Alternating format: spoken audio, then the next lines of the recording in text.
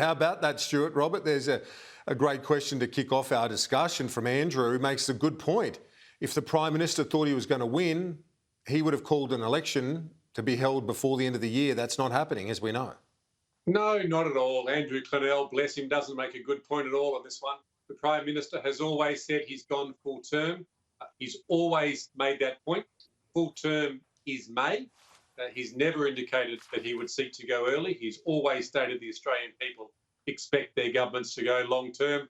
So, Mr. Clennell, love you, but not with you on this one.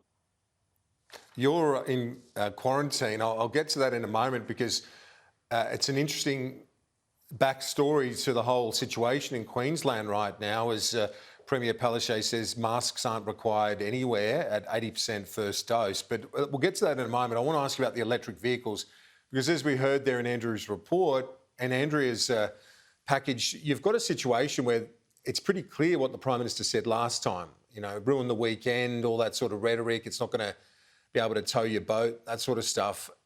It's, this backflip, it's like Nadia Comaneci almost, isn't it? Not at all. I think you and I are too young for Nadia Comaneci in terms of what she did in the gymnastic floor, but nothing like it at all. The Future Fuels strategy, $250 million, Kieran, is designed to lay out a no-regrets infrastructure to give Australians choice. The Prime Minister made it clear in his retort to Mr Short in the last election, he was trying to mandate what was required Australians. Labor likes to tell Australians how to live. The Prime Minister made the very point in some very colourful language back then that was apt to say, no. They weren't mandates, they were just targets. He was 50% of electric vehicles, of vehicles in Australia, electric. That's sort of seeking to mandate. We're about choices. We're a little over government telling us how to live our lives. I think this is quarantine number 10 for me. I'm a little over it as well in Queensland, as are many others. We're about choices. The Future Fuels strategy is about enabling infrastructure to give Australian choices. Great move from the Prime Minister, Kieran. You're putting in the infrastructure, but no incentives here, or nothing to shift the needle, as one of my guests earlier in the day put it. Why don't you look to something like vehicle emissions standards, which are being used widely around the world, and it would simply mean that we get more of the best new technology. Makes sense, doesn't it? No, we're not going to put in place new taxes, whether we dress them up as emission standards or otherwise.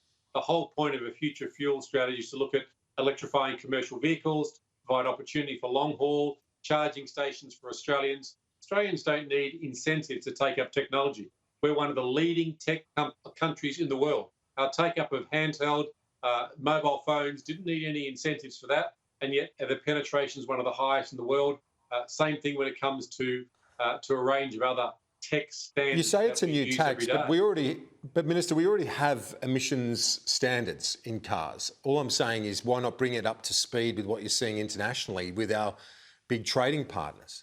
Well, respectfully, what you're saying, Kieran, is let's increase the standards so that fossil fuel-based cars are more expensive, i.e. taxed by another name. Therefore, people will move to other vehicles. I've got a fair bit of faith in the Australian people, Kieran. I reckon they can actually make their own minds as to what's going to suit them. Electric cars then become cheaper. Electric cars will be used by Australians when they want to, not when government thinks they want to. And by the new fuel strategy and the no-regrets infrastructure, that'll actually make it a lot easier for Australians to make those choices. We're about choice right now, Kieran. We're all a little over mandating and telling Australians what they have to do.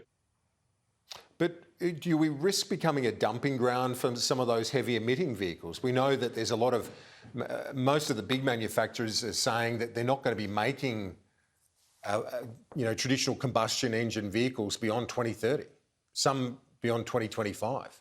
And the markets will shake themselves out as free markets do. And if companies aren't going to make certain types of vehicles, then they won't be available for consumers, and then consumers will move on. Keeping in mind that Australia, when it comes to purchasing cars, is a nation with some of the greatest choice of cars and brands in the world. It's quite extraordinary the choice Australians have got, which is a great thing. And we want to keep choice. But we're not going to start mandating what Australians have to drive.